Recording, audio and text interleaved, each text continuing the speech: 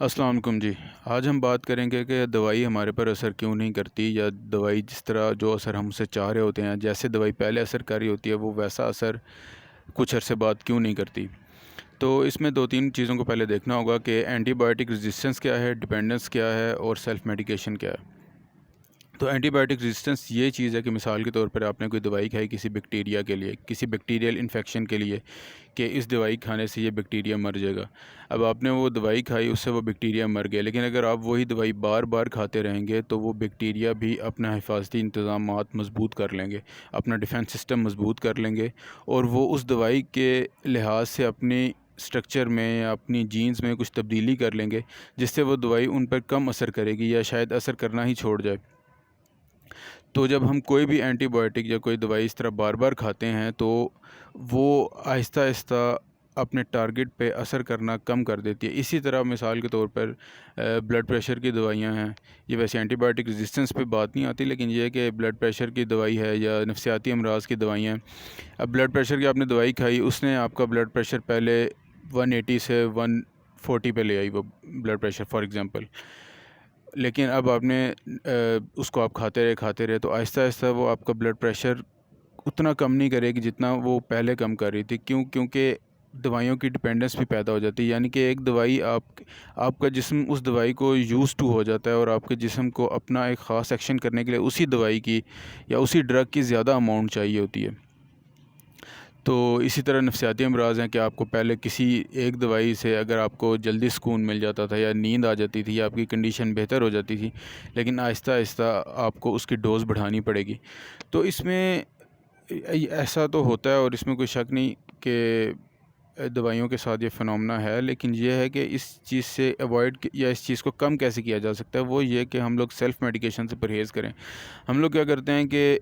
کسی کو پیٹ درد کا آرام آ گیا فلیجل سے، اس نے اب ہر ایک کو فلیجل ہی بتائی جانی ہے پیٹ درد میں، جیسا مرضی پیٹ درد ہے، جیسا بھی پیٹ خراب ہے، اس نے ہر ایک کو فلیجل کھلا دینی ہے۔ اب فلیجل سے یہ ہے کہ اگر وہ بندہ فریکوینٹلی فلیجل کھا رہا ہے یا فریکوینٹلی کوئی بھی دوائی اس طرح کی کھا رہا ہے، تو وہ آہستہ آہستہ وہ اینٹی بائیوٹک ریزسٹنس ڈیولپ کر لے گا یا وہ ڈیپینڈنس ڈیولپ کر لے گا، اور اس پہ دوائی اثر کرنا کم سے کم کرتی جائے گی۔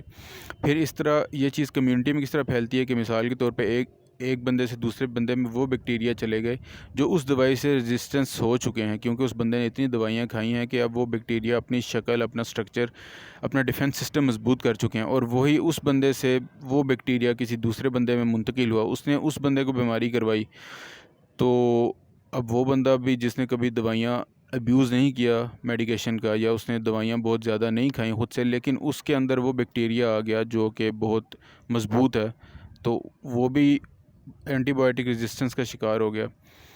تو اس لیے ہمیں چاہیے کہ ہم لوگ سیلف میڈیکیشن سے بھی پرہیز کریں، اور دوائیاں جو ہیں وہ جس طرح ہمیں ریکمینڈ کی گئی ہوں ہم ویسے ہی کھائیں۔ پھر سیلف میڈیکیشن کا ایک اور چیز بھی ہے کہ سیلف میڈیکیشن میں اگر آپ کوئی دوائی خود سے چھوڑ دیتے ہیں تو اس کے برے اثرات بھی آنا شروع ہو جاتے ہیں۔ مطلب مثال کے طور پر بلڈ پریشر میں یا نفسیاتی امراض میں، اگر کوئی دوائی آپ کا بلڈ پریشر اس نے کم کیا اور آپ نے خود ہی چھوڑ دیا کہ اب میرا بلڈ پریشر ٹھیک ہے، تو وہ بلڈ پریشر ہو سکتا ہے آپ کا بلڈ پریشر ریباؤنڈ کر جائے، یعنی اگر آپ کا بلڈ پریشر پہلے 160 170 رہتا تھا تو ہو سکتا ہے وہ اچانک ہی 200 پلس پہ چلا جائے۔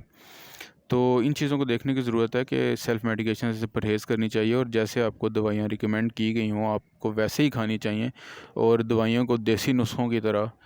ہر بندے پہ چپکا کر اسے اس چیز کا مشورہ نہیں دینا چاہیے کہ میرا پیٹ فلیجل سے ٹھیک ہو گیا تھا یا میرا بلڈ پریشر فلانی دوائی سے ٹھیک ہو گیا تھا تو تم بھی یہ استعمال کرو، اور اگلا بندہ بھی ویسا استعمال کرنا شروع کر دیتا ہے، اور نتیجتاً اینٹی بائیوٹک ریزسٹنس اور ڈیپینڈنس بڑھتی جا رہی ہے، اور ہمارے پر دوائیاں اثر کرنا کم کر رہی ہیں۔